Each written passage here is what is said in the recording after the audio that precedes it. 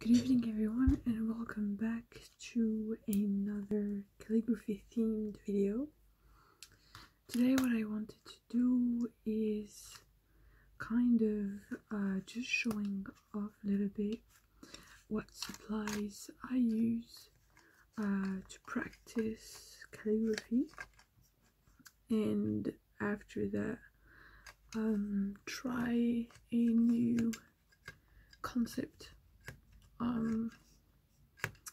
a new type of calligraphy, which is Arabic calligraphy, but I'm trying some old rules that I should have been using for a long time, but I think it's time to practice correctly and not just try things. So yeah,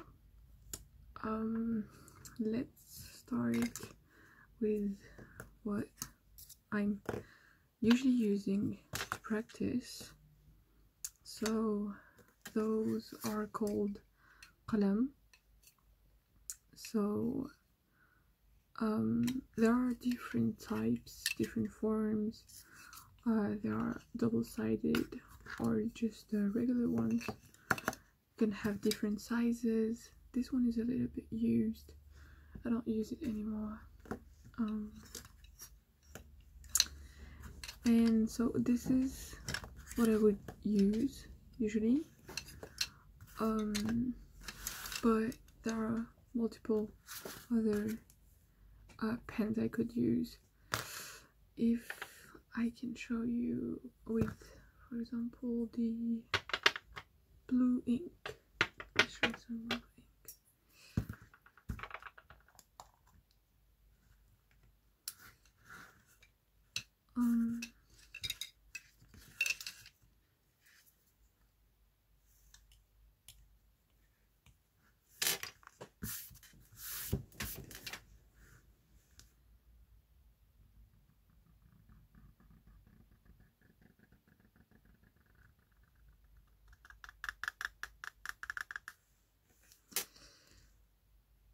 So this just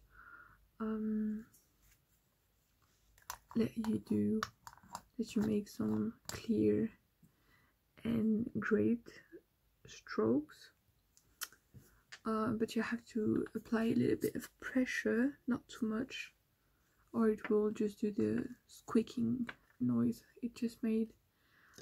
But I'm practicing on that. So I wanted to show you the difference. Then I have a Faber-Castell.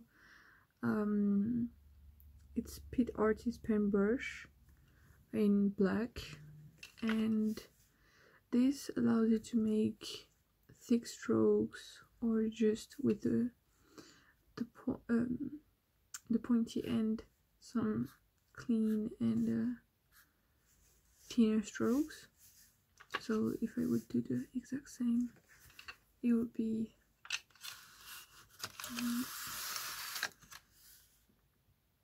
just like that, and then trying to of course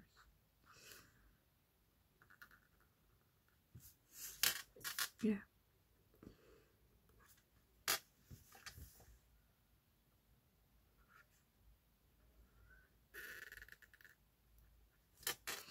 And from the same brand, Faber-Castell, I would have the B brush, which is like this, and the C brush is a squarey end.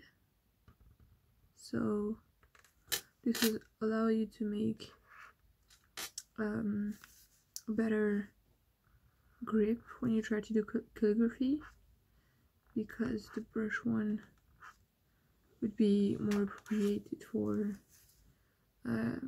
I think Chinese calligraphy, in my opinion. Yeah, this one allows you to do pretty much a lot of things. You could actually just casually write. That's what I would do. yeah.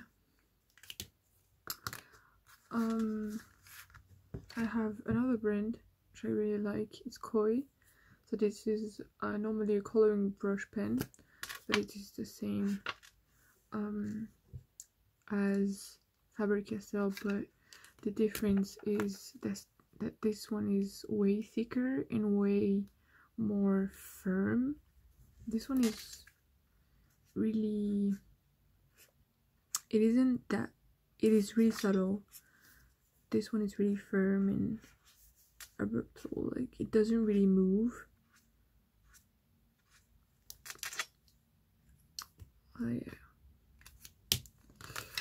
What I have also is actually a brush, Chinese brush. Normally it would be again for Chinese calligraphy.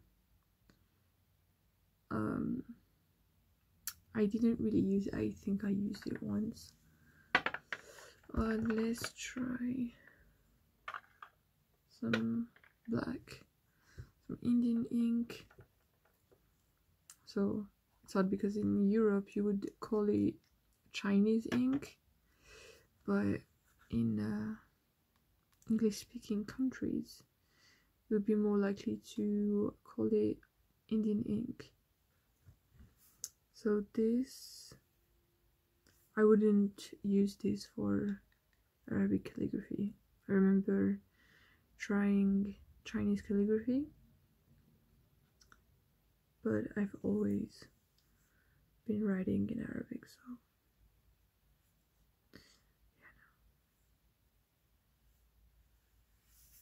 This would be really for a really graphic, really artistic end. I should get a cup of water for cleaning this. So what I also have, and what I've been using at the beginning when I tried calligraphy, before using qalams, it was this pen. So this pen allows you to put any kind of nibs inside. For example, if I take my Brows and Company nib, it's a 3mm nib number 160. So I can just insert it in here, clip it, and let's use black or a little bit of color with a little bit of pink. So we just dip it in a bit, then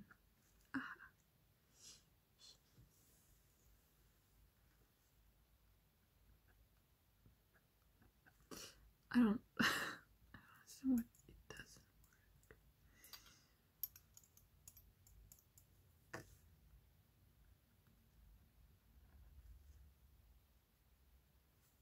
Alright, let me try one more time with this one.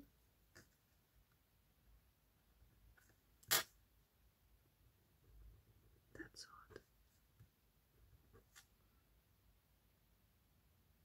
Doesn't want to come down. Alright, anyway, let's try another one. I actually loved those ones. I remember using them a lot.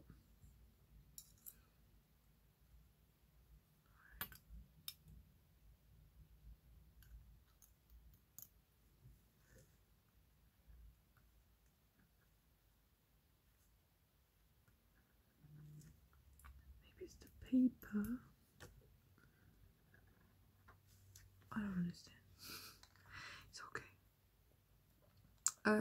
Every time you use a nib, never ever forget to dry them. What is great with this one is that it just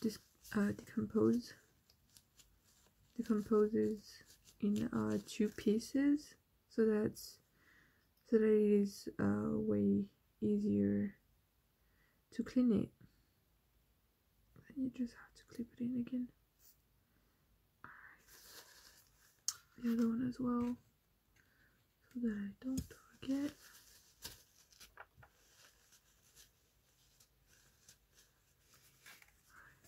So I also have some regular way more simple nibs from Comté. Right. Just dip it in and you can use it.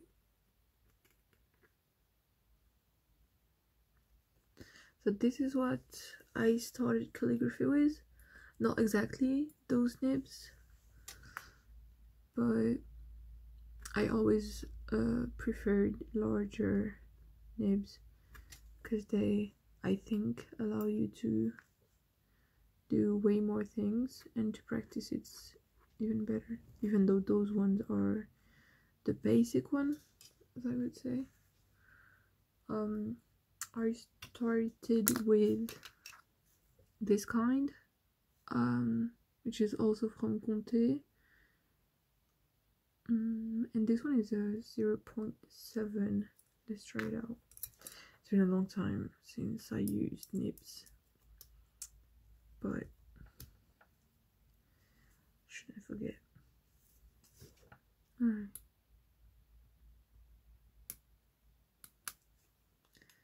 Those were exactly the ones I started with, but unfortunately back in the days I wasn't really taking care of my stuff, and those are really damaged. So yeah. Let's try something else.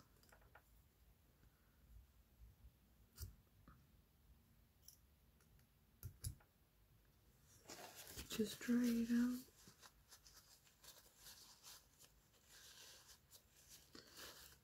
Alright, so for the different types of ink, what I have is 2 types.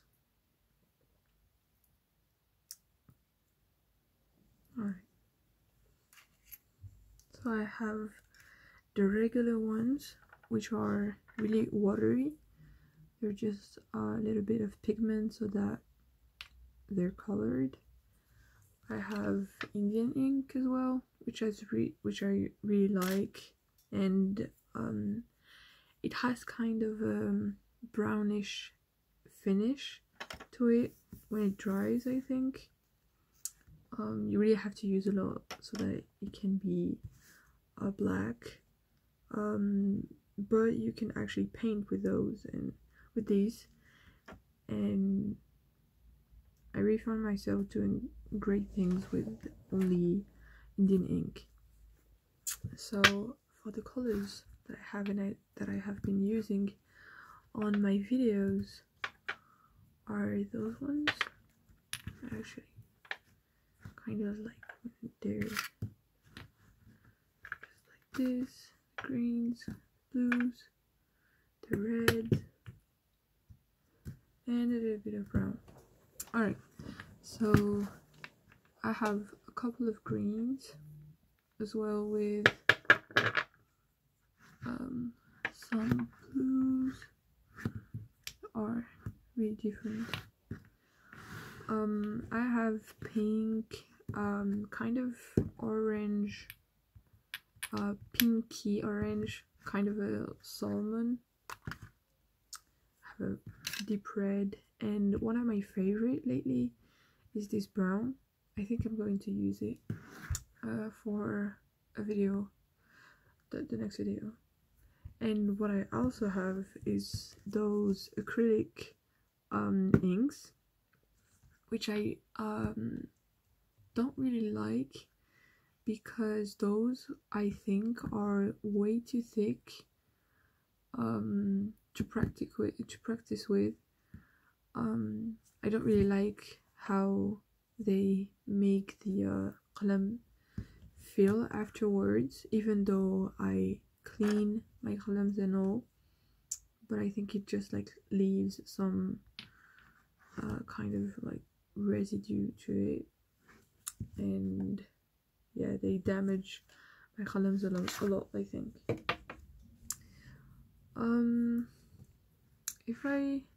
I think I'm going to use the brown ink for the new thing I'm trying to lace it. Oh, it's been bleeding. Anyway.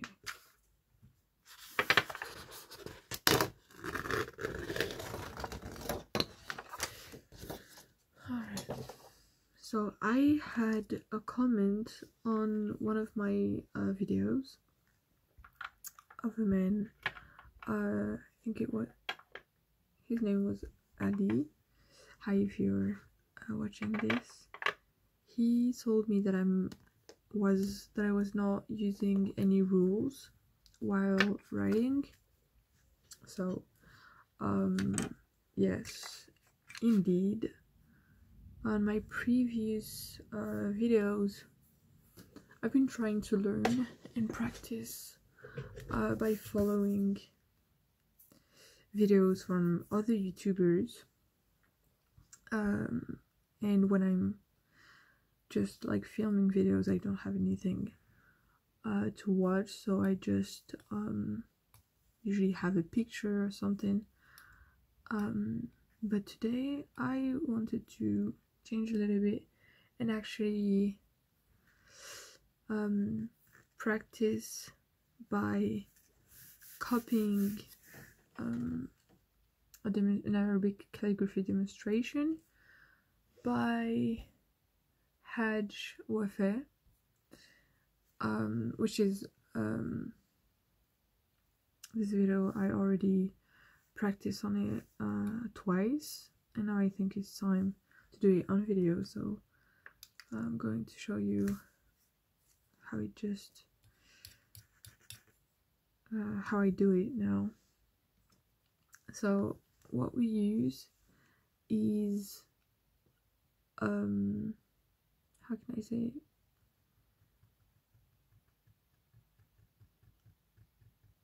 It's a kind of measurement that you use with dots. So you would measure the heights and space in your calligraphies with dots.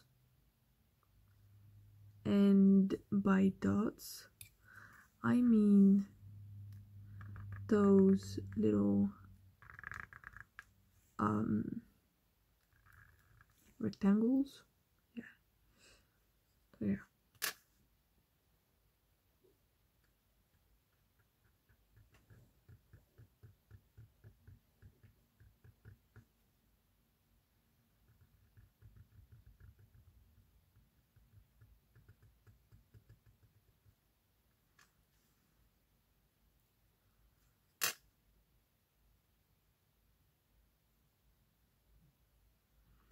So copying at the beginning of a new process is the key to practice. Then you'll be able to write anything and do calligraphies by yourself. But I really think that copying the masters is really important.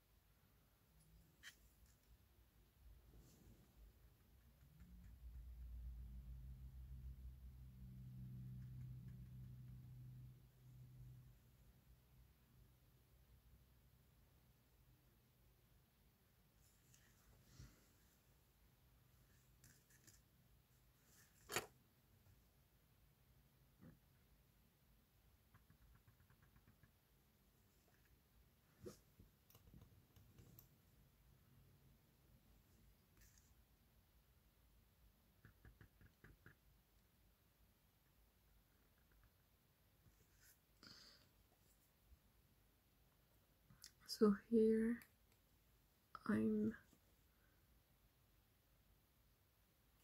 so actually the hash with it is showing the measurements you should have at the end. So this distance between here and this line should measure a half a dot, and here it should have been, so between this and this, the height of 2 dots, and there should have been half a dot here, but the distance is way bigger than he actually did. Here there should be 2 dots, so from here to here, and it should follow this line, and here there should be 1 dot between this and this. Here this same line with here, and here this letter should hide only 2 dots, and the turn 1 dot only.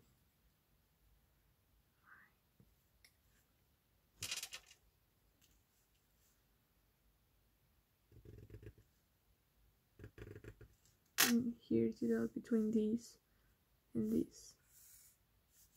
So normally it should be there, way lower. The distance between this and this should be 1 dot.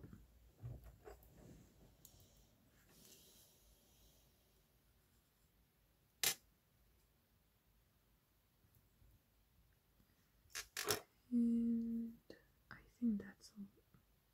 Yeah. So I hope this little presentation wasn't too long. I don't think it was necessary, but just having little a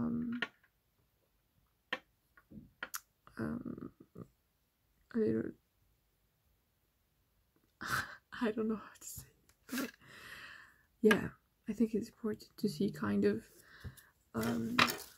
multiple techniques and medias that we can use for calligraphy. So yeah, I hope this video was great to you, or nice, or I don't know. But yeah, have a nice day, have a nice night if you're about to sleep, and I'll see you in the next video, inshallah. See you, bye.